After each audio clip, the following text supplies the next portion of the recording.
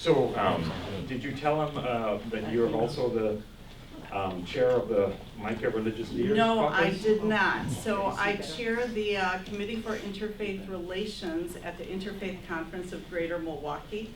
And I have been the chair for, it feels like forever. You know how it is with all of these different grassroots organizations, if they can find somebody to put in a spot, it's like, you have it for life. Why not sign up for that, you know? So I've been very involved in interfaith relations. In fact, there's a book out on interfaith relations in Milwaukee. I wrote a chapter in that book. It was put out by Marquette University.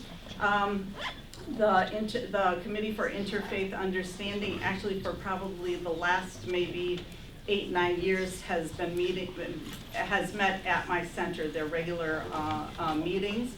I'm also the chair of the Religious Leaders Caucus for Micah. You're all familiar with Micah? Okay, awesome. Yeah, so I am neither a religious leader, but I am the first Muslim and the second woman to lead their Religious Leaders Caucus in 35 years. And I think that's very reflective of an organization that, like they say, you know, walks the talk and not just talks about celebrating diversity and including all voices. So it's been great, and that's actually where I know Connor, so yeah, wonderful. Thank you. So I really appreciate Janan coming and talking with us. I wanted to mention a few things. What's happening in the Middle East is critical. People are losing their lives, and that elicits deep emotions, as it should. Care for human life is a universal characteristic of all of our conceptions of God. But I would encourage us to have care with our words as we discuss this issue today, because sometimes it can be an abstract political issue that we don't feel connected to, but this is a human issue. And I appreciate Janan coming here to tell her story and the story of her family. And so, thank you. Thank you very much, and thank you all for being here. When I saw everyone leaving the parking lot, I said, oh no! So thank you all for staying. As I mentioned, I am a proud Palestinian American. I was born in Jerusalem, and this is, of course, one of the contested areas, and we'll get to that a little bit later. But when you hear often about Al-Aqsa compound, this includes the Dome of the Rock. It includes the Al-Aqsa Mosque, and that entire area right there is called the Aqsa compound. So these two mosques make up the Aqsa compound. And during Friday prayers, when it's incredibly busy, you will find the women will pray in the Dome of the Rock, and the men will pray in Al-Aqsa Mosque. And then when it's not busy, they both pray in whichever mosques. Both my parents and grandparents and great-grandparents and for generations were born and lived in Palestine. My grandparents and parents had olive groves. They had vines that were full of grapes. You could walk in Palestine and everyone in front of their houses, they had the grapevines. They had plum trees, they had almond trees. They had every herb imaginable. And every Palestinian always had a vegetable garden, because living off the earth is really something that is almost, it's almost religious for Palestinians. So this is, you know, my grandparents also had a winter home that was handed down to their parents in Jericho. And that's, if you're familiar with Jericho, it has the famous oranges and the very sweet bananas. And it also in Jericho has what we always called Jebel Kruntul, which is basically the mountain of temptation that Jesus fasted 40 days, or in biblical literature has that, you know, that Satan kind of came to tempt him. So the reason why I'm saying all of this is because This is to refute the unfortunate and constant misrepresentation of the Palestinian people. The Jews, the European Jews, did not come and make the desert grow. Palestine had always been part of the Fertile Crescent.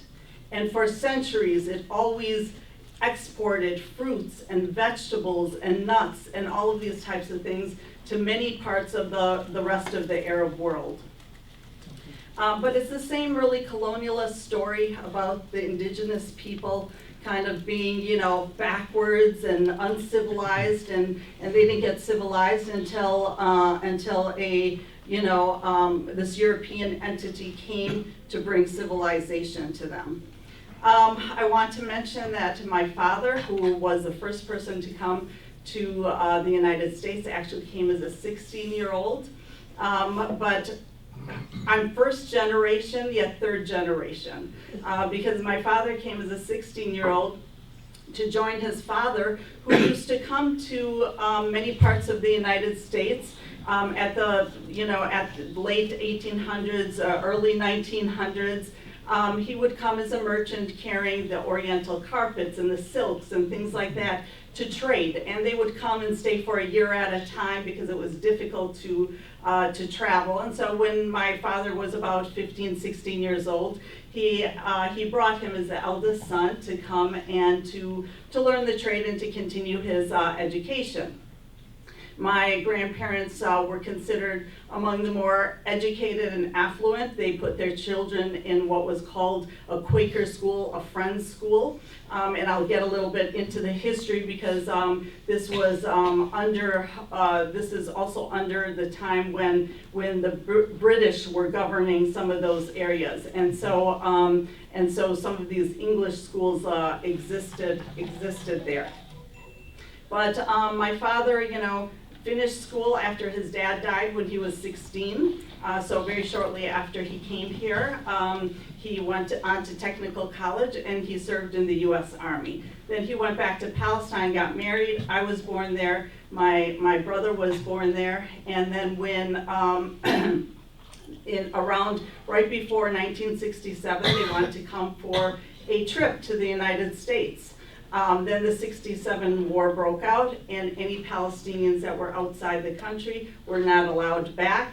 It was declared a Jewish country, and that's kind of like where we were. But I just want to show just a few pictures of early Palestine, you know, late 1800s, early 1900s. You see the vegetables, you see the men, you see their headdress. So the keffiyeh is not a political statement. This was part of, and has always been part of, our culture. These are people that are going out for, to prayers, coming out of the cities. This is one of the doors of Jerusalem, entrances, you know, many entrances to Jerusalem. These are, you know, you can see they're not living in tents, they're not Bedouins, they actually have houses, they actually have clothes on. So yeah, these are the kinds of things that as indigenous people we constantly have to work against. These are people coming out of the Friday prayers in Jerusalem, at Aqsa compound that I talked about. So these are, as you can see, the houses and the windows and all of the kinds of things that were present. And this was, you know, in the 1800s.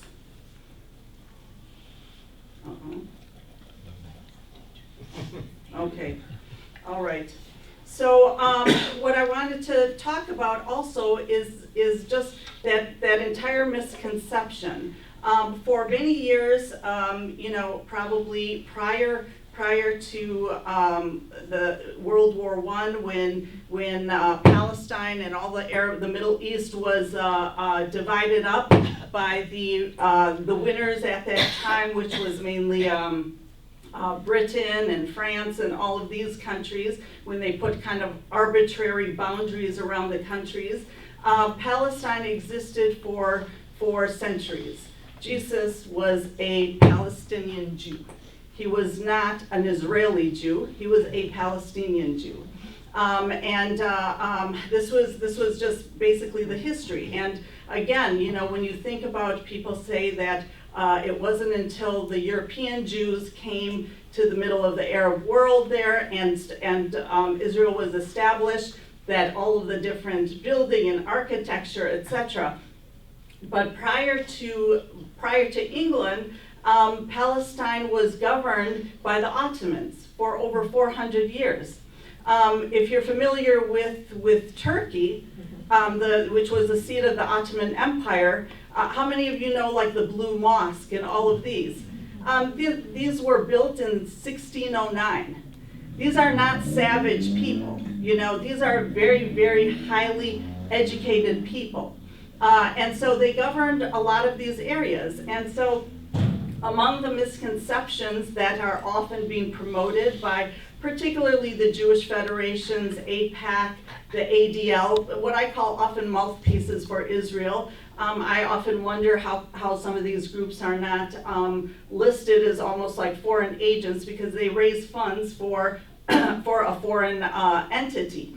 But what many of these groups kind of continue to promote is that it wasn't until these European Jews came that suddenly Palestine, the Palestinian people kind of had a real civilization or a place to live. The history of Palestine in the Western narratives has often been shaped by the Orientalist historians. These are people that often had an interest in promoting the superiority of Western civilization. And also by biblical scholars, certain biblical scholars. But the Bible isn't a history book. It's a book of guidance. And so to take history from a book of guidance is really problematic. So, you know, you can also go back even, you'll find references to Palestine from the Bronze Age. Any of you are familiar with the resource, the Histories, which was written back in, this was, what was it? By Herodotus, father of history. 440 BC, referred to Palestine. It's considered to be one of the foremost historical texts of ancient times. So the problem is that all of that has been generally ignored. But biblical history by certain groups, particularly the very right-wing evangelical Christians, and also the extremist Jews, that are, especially those currently in power, to promote the idea that somehow this is biblical, and God basically promised this land to a certain group of people. Now that's kind of interesting to me, because it's sort of like the idea that God is this sort of racist real estate broker, you know, that promises people land based on ethnicity rather than piety. And that's really problematic, and that's not how I see God. Many people also go back to the biblical story of Abraham, and this is what is used by by many of the Jews and also by some of the fundamentalist Christians, that, God promised this land to the Jews because, you know, although Hagar was a second wife, she wasn't really the real wife because she had been a handmaiden. And her son, although in Jewish tradition, the eldest son is usually the one that a covenant or any responsibility comes to, but they totally have X'd out Hagar and her son Ishmael. So let's just think about that for a moment. So we're saying that, and this is not the Muslim narrative. The Muslim narrative believes that, you know, polygamy was normal at the time, and taking another wife because Sarah was barren it was not something unusual. But let's just, even for argument's sake, say that, Hagar happened to be a slave, not even a handmaiden, a slave. And she was an African slave. So, is slavery a divine institution? So because people look down on the position, the social position of an African woman, or the fact that she had been enslaved by people, does that make her less? Does that make her son less? Do we believe that this is kind of concocted by people, or that God has these kind of prejudices? If we believe God has these kind of prejudices, then we're basically saying that slavery is a divine institution that is sanctioned by God, and people that are black or people that have been enslaved are actually inferior, and their children are inferior. And so the entire basis, the entire argument that is held by these fundamentalist Christians and these Jewish extremists is based on the idea, well, God promised this land, and it's in the Bible. So we need to think about that carefully. I want to just move quickly, because I know I want to be able to have enough time, and I have so many things that I'd really like to cover. I want to move to some of the modern day kind of Israeli government things that have taken place. So currently, as I mentioned, this entire story with the biblical kind of argument for the creation of Israel, and for why Israelis are the ones that should basically have this land. When you think about it also, there are a lot of these fundamentalist Christians that are camped out in Jordan. Israel doesn't really want them, but they're camped out in Jordan waiting for Armageddon. So what we have here are about 40 to 70 million of these fundamentalist Christians that if it was not for them, the current government of Israel would not be in power. And Israel would not be able to be so flippant with their treatment of Palestinians. But these people believe that it is a divine and biblical requirement that all Jews have to go to Israel, to be in Israel, in order for the Messiah to come and Armageddon to take place. And they are being encouraged by the Jews. Now, what I think somebody forgot to say or tell them, I mean, very strange bedfellows, is that Armageddon and the return of the Messiah, according to some of these biblical scriptures that are being quoted, means that these Jews need to convert to Christianity and accept the Messiah as their Lord and Savior, or go up in inferno. But that's not anti-Semitism, is it? So there's a lot of very, very strange things that are happening that I think people are just not thinking about very clearly. But the current situation that we find ourselves in right now is that for about I think it was in the late 1800s that the Balfour Declaration took place. For those of you that are familiar with Balfour, this is when the British government issued a declaration in 1917 during World War I, indicating support for a national home for the Jewish people. Prior to that, Israel did not exist. So they wanted a national home for the Jewish people, and they thought, okay, it could be in a variety of different places.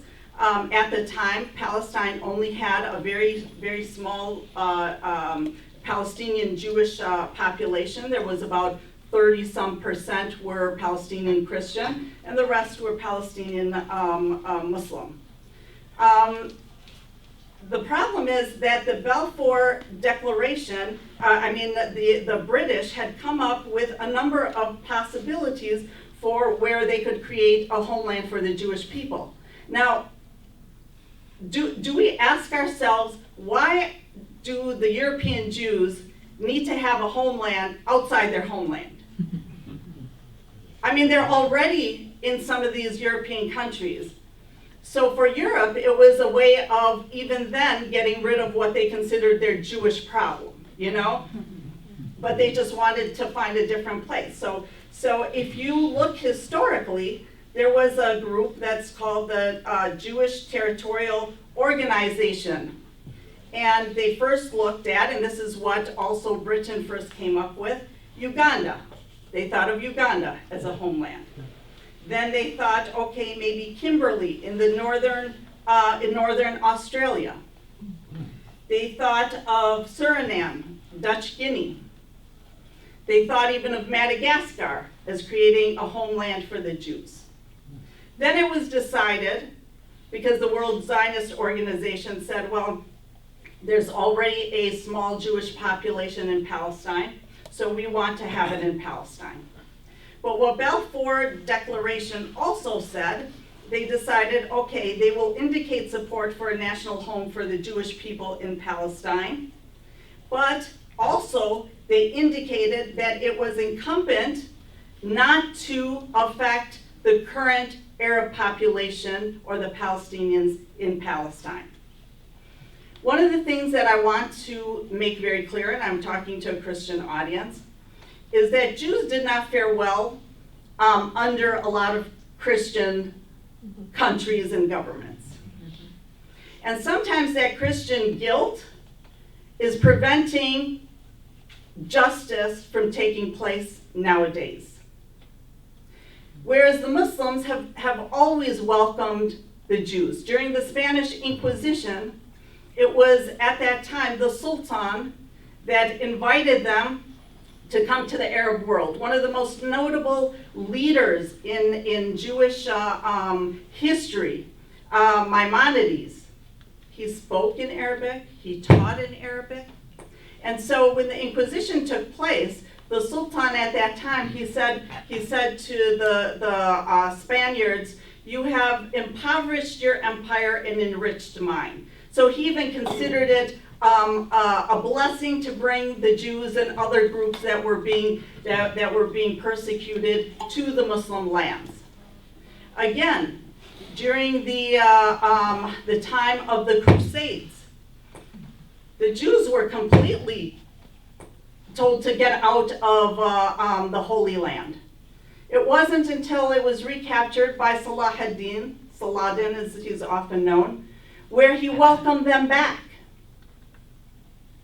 Even during the time of the Caliph Omar, shortly after the death of the Prophet, when Omar entered Jerusalem, and he was given the keys to Jerusalem by the Patriarch said, I only have one request, that you never let the Jews in this land.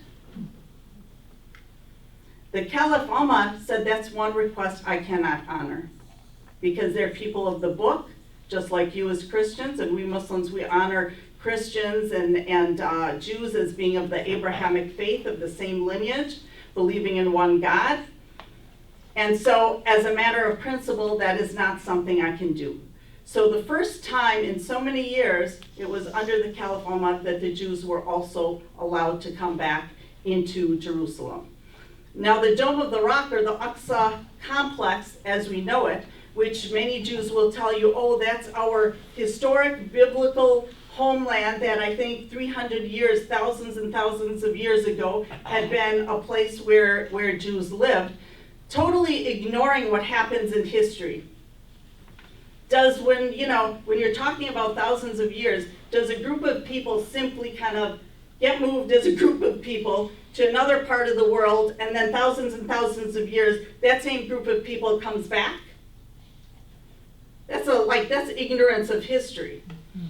Whenever empires come in, some people are killed, there's intermarriages that take place, some people go to other parts of the world. This is just especially Jerusalem, which is known to have so many times, have had so many different civilizations take place. And there's, if you go and you see how many different entities, there's even in Jerusalem, there's the Armenian quarter, there's so many different groups that represent the history of the region. So to say that suddenly, oh, this has to be the homeland of the Jews because, whatever it was, 5,000, 10,000, how many years ago, for 300 years, there had been a Jewish civilization there is, to me, preposterous.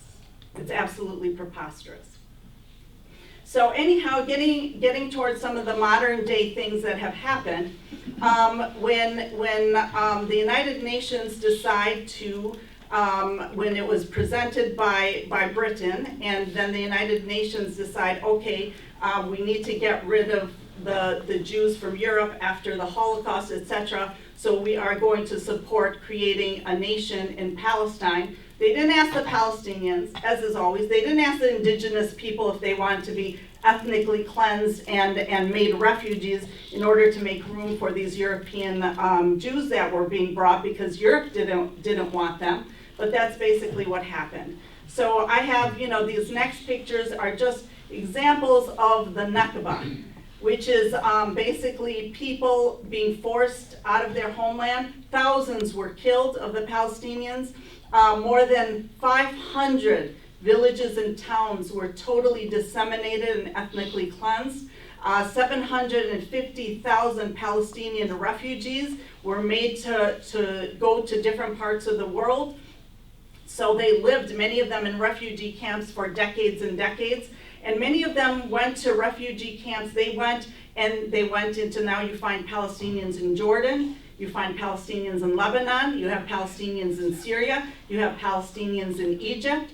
And what the argument that often is kind of presented by the mouthpieces for Israel in this country is like, oh, well, look at, why don't these Arab countries take them and just let them live there? Well, so basically you want them to endorse your ethnic cleansing. These people, according to international law, have a right to go back to their homelands. According to international law, people that refugees that have fled because of war or because of ethnic cleansing have a right to go back. But Israel has never honored that right. And so we see what Palestine in this map, we see, and by the way, these mouthpieces will tell you, oh, this is an anti-Semitic map. It's like anti-Semitic, this is historic. You cannot use this argument, anti-Semitism, anytime it's going to challenge the narrative that the Israelis have been trying to pursue. So we can see here in 1946 what Palestine looked like. So mind you that already from 1917, when the Balfour had taken Jews, European Jews had been coming into Palestine, and Palestinians had, okay, they're coming in, some of them are coming in to live, not knowing what would eventually take place. So you can see the Jewish land and the Palestinian land. Then you can see, according to the partition plan by the United Nations that gave the West Bank, East Jerusalem, the Gaza Strip, and even then it wasn't a fair, even 50-50 division, and some of the most fertile land was given to the Israelis, in fact. Then in 1949 to 1967, particularly after a few wars, because the Palestinians were ethnically cleansed, and so they were not prepared. They had been under British rule. They were not an army. Yet they tried to fight, and of course they lost. And the United States was one of the supporters even early on with their weapons, etc. So this is what it looks like. And then this is yet in 2000, and even now it's less than this. So you say, what's going on? Where are these Palestinians? And so the Israeli mouthpieces here will tell you, oh, well, look at their population continues to grow. The little strip of land of Gaza, which is smaller than Milwaukee, jam-packed with 2.2 million people, with multiple checkpoints. Mind you, these are not the people of Gaza. These are the people that were ethnically cleansed from many of these cities 4 times. Many of them, 80% of the people currently living in Gaza, are not originally from Gaza. This is the internal displacement that took place.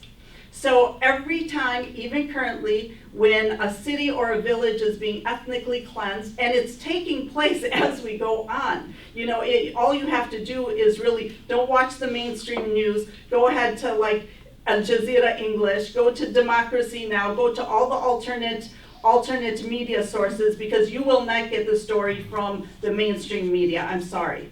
But So what is basically happening is that people are being pushed into smaller and smaller areas. And the argument is that's been presented. Well, look at Gaza used to be like 800,000. Now it's 2.2 million. How many cities were ethnically cleansed and had these people push in internally to be there? This is really important for us to note. So Israel supposedly gave autonomy to Gaza. Now we all know that's BS. There is no autonomy when you can only bring food from Israel. They bring it in. When 80% of the people depend on UNRWA because they're not able to go and really plant, and their olive groves and their farms are outside the border that Israel has decided with all their disgusting walls that they build. But then, as we saw, even with this current crisis, Israel controls the land, the air, the sea. All of Palestine, all of the Palestinians, including the Palestinian Authority, do not own a single tank. They do not own a single helicopter gunship. They don't even own an airfield. So is this a war between two parties, or is this a genocide that's taking place? This is clearly a genocide. So you can see how much is totally under Israeli control and how much has limited Palestinian control. My family is from the West Bank. Even in the West Bank, there are hundreds of thousands of settlers that have been allowed to build these, and I hate the word settlement because that sounds so civilized. I believe they're terrorists. These are people that believe that the Palestinians have no right, and they have a right to the entire land, and that God promised them this land. So they come in on a regular basis and harass the Palestinians in the West Bank. They are fully armed by the U.S., by the Israeli government, but propped it up with billions of dollars from the U.S. government. You're going to find also that they normally, and I've seen this often, they will come in, and because the Palestinians have limited access to water, so they put these water tanks on the roofs of their houses. They will come at night and just shoot them out so all the water comes out, and the army will support them. So you can see here about the Palestinians, the Jewish Israelis, and mind you, you can be a Jew born anywhere in the world. You can even be a convert to Judaism and come in and live in a Palestinian home. Whereas Palestinians like myself, born there, I have no rights. I have absolutely no rights. You're going to find that even the Palestinians, they'll tell you, oh, well, we have Palestinians in Israel. They have minimal rights. They are barred from many of the universities. They are barred from many of the towns. They are not able to repair their homes. Go and just visit Israel and look at the very, very elegant homes in Israel and look across the road at the Palestinians that are beyond slums. It's not because they want to live in slums. Even if their roof caved in, they cannot repair it. They cannot get a license to repair it. Because the idea is what, and you'll see this even in Jerusalem, people eventually, they have to leave. They'll go live with other family members. If your roof has caved in, what are you going to do? Immediately, an Israeli flag will be put on that location. It'll be marked for a Jewish family, and then they will rebuild it. And so now the Israelis have taken control of that. If, as a Palestinian in Jerusalem, you want to get married to a Palestinian in the West Bank, you must give up all rights to ever coming back to Jerusalem. Palestinians have a different color license plate than the Israelis. Is that reminiscent of yellow stars? Yeah. The Palestinians are recognized by their yellow plate, by their license plates, and they will be stopped at any of the 700 checkpoints that Israel has created in the West Bank on Palestinian land, where the Palestinian Authority is supposed to be in charge. These are just some of the injustices that we see on a daily basis. I have an aunt that needed dialysis. I had many other family members and relatives that died at these checkpoints. Because you'll have these young soldiers, some of them American, that will stand there and they will laugh and they will think it's funny to send you back. And they'll tell you, no, you can't go in today. Students, how many times they can't go to school. People that can't go to work. You have to go through these checkpoints. This is the daily reality of Palestinians. The Israelis, any Jew has the law of return. You can claim Israeli citizenship if you are a Jew from anywhere in the world, and you will get a place to live. Many of the Israeli mouthpieces here will tell you, well, look at, the Arabs from the Arab Jews in some of the Arab countries were kicked out of their homes, and so they came to Palestine.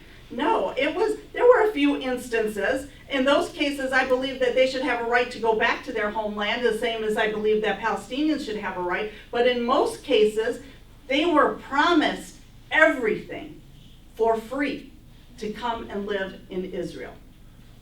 And that's why you have that law of return. There's also the law of acquisition, which allows them to confiscate the lands of Palestinian refugees and Palestinian citizens. My family, because we were forced out, all of our olive groves, all of our so many of the property that my parents had has been taken over by Israel, and we have absolutely no rights to that. And the family unification, I mentioned about that, whereas a Jew, if they get married even to someone from the United States, from elsewhere, they can all come and live in Israel. If I was living there and I married an Arab in Jordan, which is right across the border, I would need to leave. I would need to leave. So this kind of, and then this discrimination is not kind of random. It's institutionalized in the law. It's institutionalized in the law. And it's called a nation state of the Jewish people. So basically a theocracy. People have a problem with Iran being a theocracy, but yet nobody says anything about a theocracy in Israel. The natural resources that are exploited by Israel and controlled completely by Israel is absolutely outrageous, particularly water. I mean, God owns water. When do we allow, like we see the starvation now and the dehydration of the children and the families in Gaza? What kind of barbaric behavior is this? Even before what happened in Gaza, the normal reality for Palestinians is that any Israeli settler in the West Bank living on Palestinian land has access to 369 liters a day, which includes their swimming pools. You'll see them watering their grass, green grass, doing all of these types of things. The Palestinian in the West Bank has access to 73 liters. So you find they can't even take showers every day. They have to limit how they water anything. And then in Gaza, and this is like from these are statistics from 2019, and I would encourage you to go to Visualizing Palestine. This is accessible to everyone. The Gaza Strip, they only have access to 90 liters of water. And you need a minimum of 100 liters to survive. So the people of Gaza have been for decades now really being starved and dehydrated. And if you see some of the, there have been articles published in different journals where they call it a slow death, a slow, miserable death. And this is from decades ago. So we're talking about the occupation. We have, why is it that Every year in the United Nations, the UN General Assembly demands an immediate and complete cessation of all Israeli settlement activity and an end to the occupation.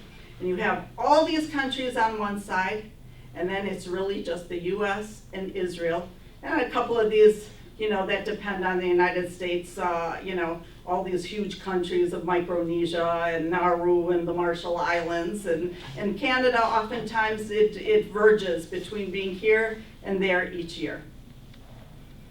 But I think when you look at that, you can see we are on the wrong side of history, and we continue to enable Israel to occupy and to commit these kind of atrocities. These are just the everyday life of Palestinians, with a lot of these settlers that come into the Palestinian areas. They will kill animals. If a young child is there, they will beat them up. They'll go, they'll stand in like places where you're supposed to take your children to play, and they'll be there with their machine guns, really just harassing people, so that they're basically sending a message: you have no place here. This is all Jewish. You have no place.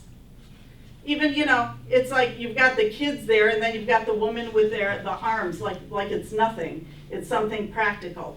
The Palestinians, every day, their life are these checkpoints. Every single day, you will stand hours at these checkpoints.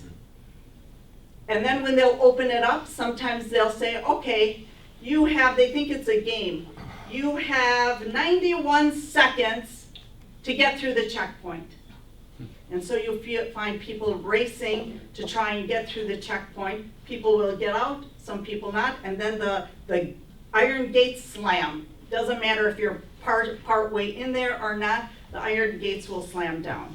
This is the daily life and existence of the Palestinian people. Now going to Gaza, I want to mention a few things about Gaza. Gaza has, in spite of its situation, because they have been really a concentration camp, they have put so much energy into the education of the population. The number of physicians, the number of nurses, the number of teachers, the number of engineers. They have no jobs. There are no jobs. But they're among the most highly educated people in the entire world. So the situation in Gaza did not start on October 7th. Israel had invaded Gaza at least 15 times before in the last 17 years. There's a policy that is well known, that is used by Israel, and it's not, you can look it up, it's not something that they hide. It's called mowing the grass. And the idea is that you have to come in every so often because the population increases, so you have to mow the grass. And the policy is, and I will try, I have it here, I will try to find it, but you can definitely look it up. That policy is really a state policy, and in fact, David Weinberg of the Jerusalem Institute for Strategy and Security said of this known Israeli policy, just like mowing your front lawn, this is constant hard work. If you fail to do so, weeds grow wild and snakes begin to slither around in the brush. So 15 times prior to this, they have gone in and killed thousands, but the world has been completely silent on that. So the idea is to try and push these Palestinians into the Sinai. That's what they're trying to do, and never come back.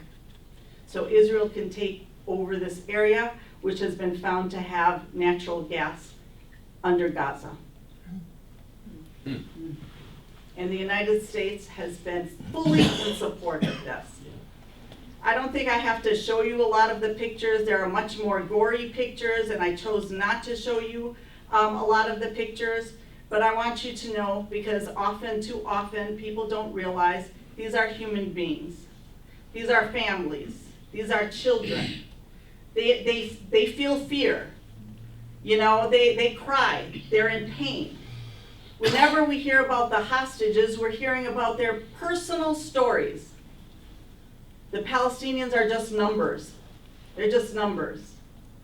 Nobody talks about who they really are.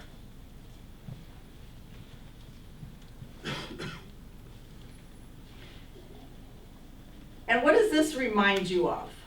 Is this like a normal civilized country doing this? And they're saying, because they assume all men are Hamas. They took all of the doctors from the hospitals. They took all of the male nurses.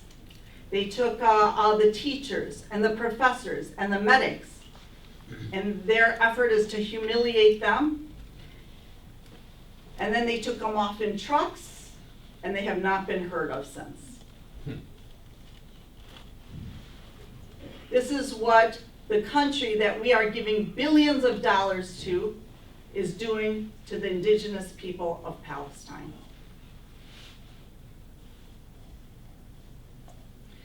Unfortunately, the normal news channels don't show that. They also don't show that Gaza had many churches. And those churches were demolished. And these are dead bodies from some of the attacks that Israel did on Gaza. This is one of the Orthodox churches, and you can see the Palestinian flag behind them.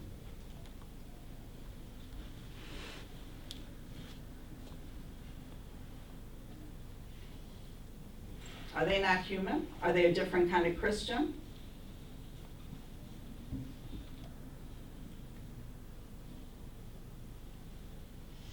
This is the church, one of the churches before and after. This is also the daily reality in the West Bank. The daily reality, both Muslims and Christians, constantly, it is a battle to get to their most religious and holy sites. They don't care if it's a woman, they don't care if she's pregnant, they don't care what the situation is. This is the daily reality.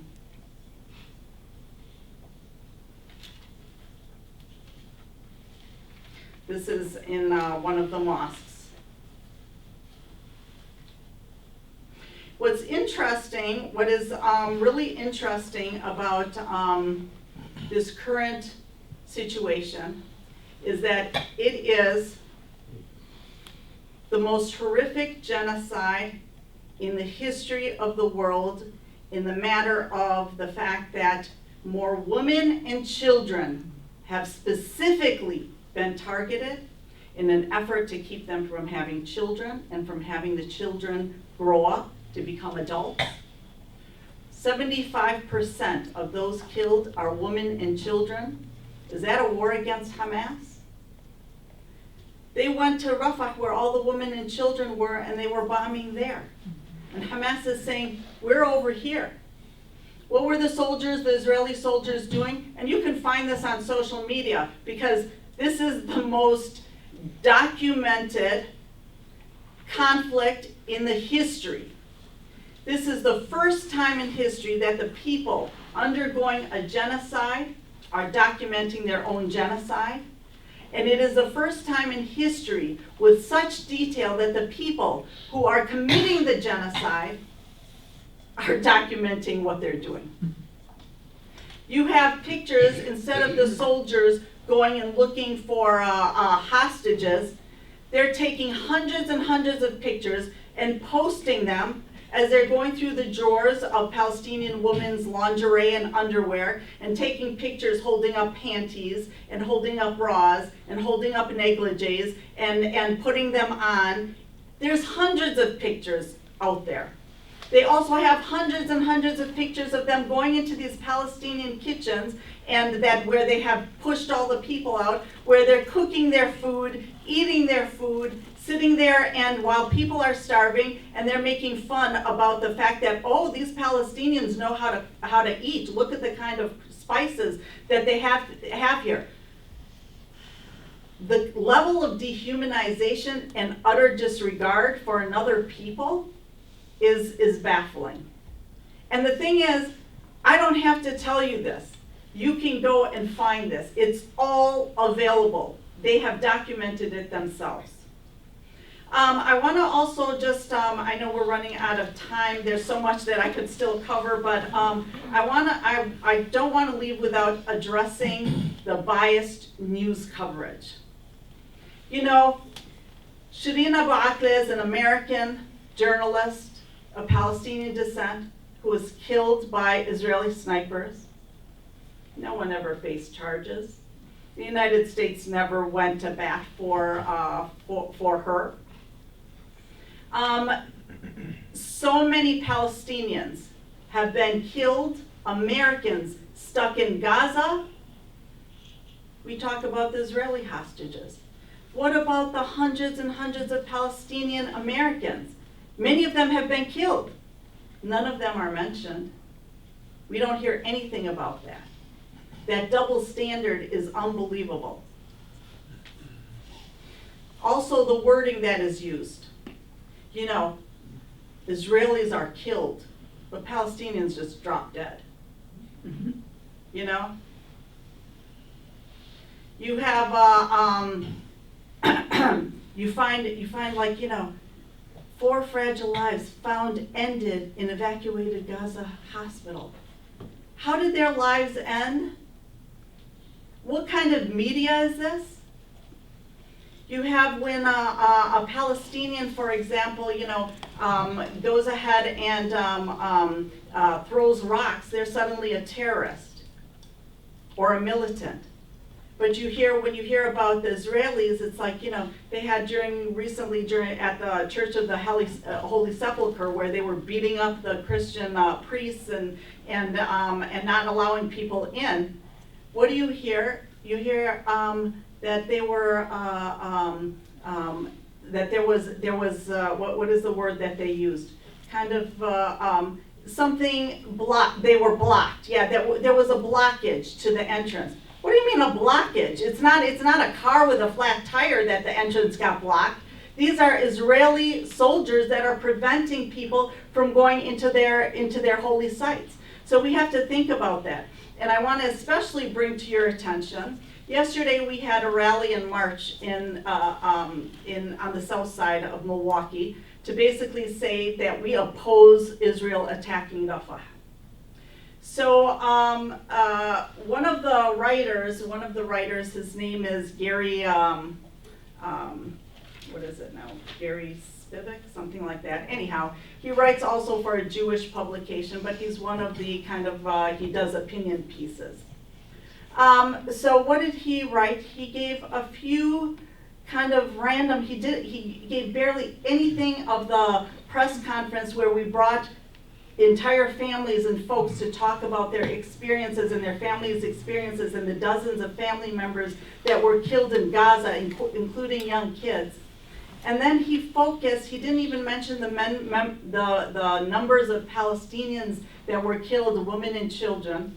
Then he goes into this huge thing about, you know, that the Israelis were attacked and how many are hostages and how many are believed to be killed, and that during a recent event here where some of the hostages came to speak and they said we should never have a ceasefire, the blatant bias is unbelievable. And then they called the protesters who were protesting against the genocide. What did they say? He said, well, they were supporting the Palestinian movement. What does that mean? That we're supporting Hamas? Is that the intention? Kind of you guys take that out of the article? For someone so specific about the Israeli hostages, why are we so vague about the Palestinian perspective? But this has been our daily reality. One thing that I do want to tell you is that there are many Jews, Jewish Voice for Peace, not in my name, people that have been protesting because they don't believe that Zionism equals anti-Semitism. That standing against Israel and against Zionism equals anti-Semitism. And as a Muslim, I agree with them. I believe that Judaism is innocent of the crimes of this secular state. If you look at the leaders of Israel, go look at their parliament, their panels. Almost all of them are European. Originally from Poland, originally from Russia, originally from France, originally from all of these different countries. This is a settler colonialist state, one of the last colonialist entities that remains in the world today. And I think that as I'm talking to a Christian audience, I believe if we're going to really take a moral stand, we need to demand that our government stop arming Israel. We need to demand human rights. But first and foremost, we need to demand an immediate and permanent ceasefire, and food and water get to people that are already dying of starvation and lack of water, and there's no formula. You know, the United States, after our government, after sending, what it was at $14 billion, then wanted to go drop a few tons of flour. How many of you bake? What are you going to do with flour and no fresh water? No yeast. It's a PR stunt. That's what it is. So thank you for listening to my impassioned, you know, as a Palestinian, the only thing I have left is my voice. And so I welcome your questions. Mm-hmm.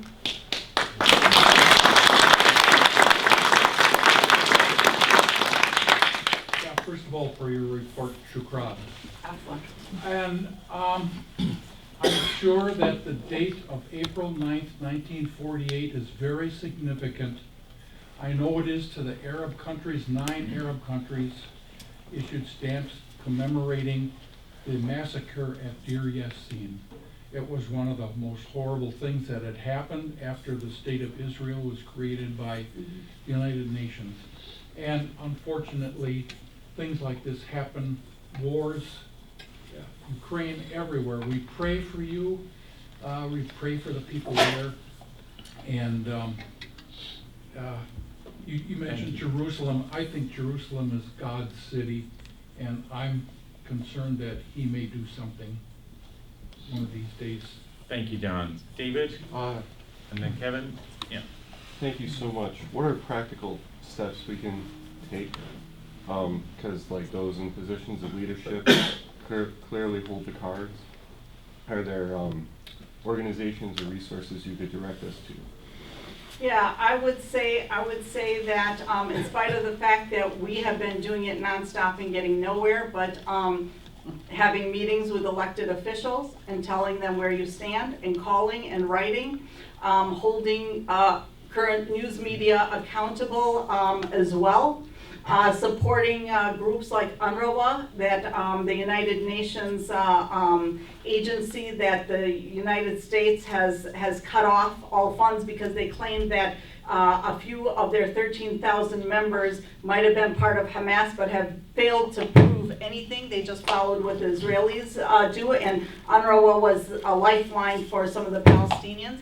But I think that we need to keep writing about it, speaking, educating others about that, and I encourage you to continue to be informed. There are a lot of media opportunities, and also even go to some of the well-known, there are some very prominent Israeli experts that are phenomenal on this and holding Israel accountable as well. But if you need any resources, I can get you resources as well. But I just wanted to also mention about Deir Yassin. It's really unbelievable how any of these, you know, Deir Yassin was meant to be an example for the other Palestinians so that they would flee the kind of barbaric behavior of cutting out fetuses and leaving them next to the mothers and doing all these things. And it's very well documented with pictures, you know, that have been left. But you also mentioned Ukraine. Look at the difference in how we deal with Ukraine and how we deal with Israel. Whether it's media or whether it's concern for civilians. And whatever we might think about Russia, they didn't go targeting the women and children specifically. It's always the innocent people who suffer. Yeah, absolutely. Carl and then Kevin? Yeah. Mm-hmm. 2 things. One, do you believe in a two-state solution? Does Israel have a right to exist? Number 2, did the move from Tel Aviv to Jerusalem to make that the capital of Israel serve as a match to the powder keg? Well, regarding the two-state solution, I think that Israel never planned on a two-state solution. I think you saw the map. Currently, my feeling is that we need one democratic country, like the United States. Everyone has to be equal. We cannot, a two-state solution, obviously with Israel controlling the land and sea and water and everything of the other state, and they always will talk about, even now when they talk about just two-state, they say the Palestinian must be demilitarized, but that's okay for Israel to be a nuclear power. There's something wrong with that, you know, so it should be one state. And I think that, I don't know that it's necessarily that moving the embassy was the instigator, but it definitely gave fuel that the United States is recognizing Israel as Jerusalem as a capital, and endorsing that when Jerusalem has always been meant to be accessible to everyone.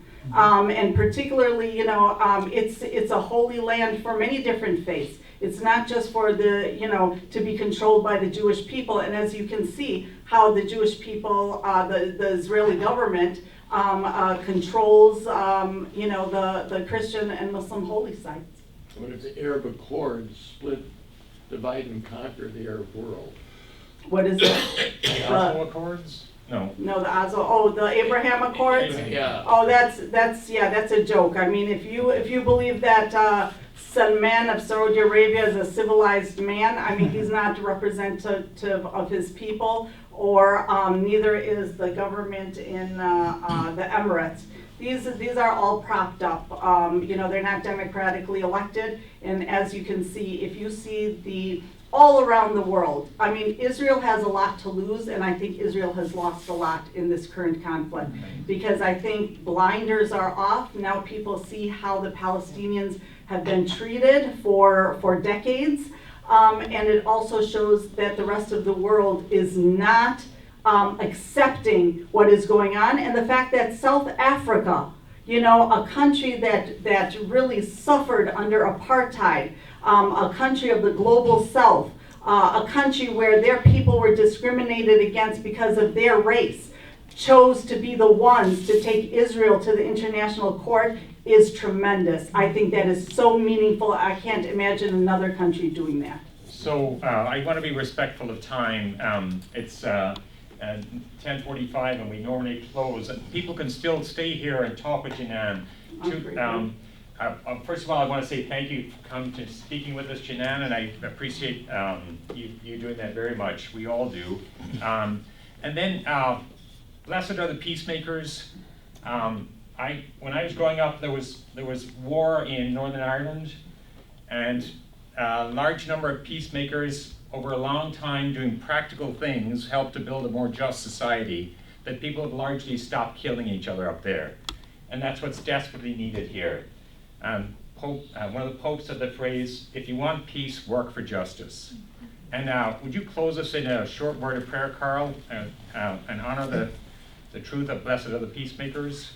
Could you mention our next class? Sure. Why did you mention our next class, and then if you close us in a brief word of prayer? This is the second of 3 classes. I've asked that you come to all 3. Last week we talked a great deal about Palestinian Christians. This week about Palestinian Muslims. And then we're taking a week break, and on the 17th we'll have Moshe Katz, who will be someone who speaks from the Israeli Jewish perspective here during this time. Great. Connor, do you want to do that? Yes. Question. You can. All right. Last question, and then. What do you think of the organization UNICEF as a funding source for humanitarian? Yeah, they're a good source. I think that any organization that's specifically working for as a lifeline for children, you know, and UNICEF I think is a good one. Like I said, UNRWA. I think there's one Save the Children. But I can, you know, anybody, I have a card if anyone wants some specifics. I don't have all that on the top of my head. I can definitely get that to you though, so yeah. Okay, Carl. Let us go in peace and serve the Lord. Amen. Thank you. Thank you, Janan.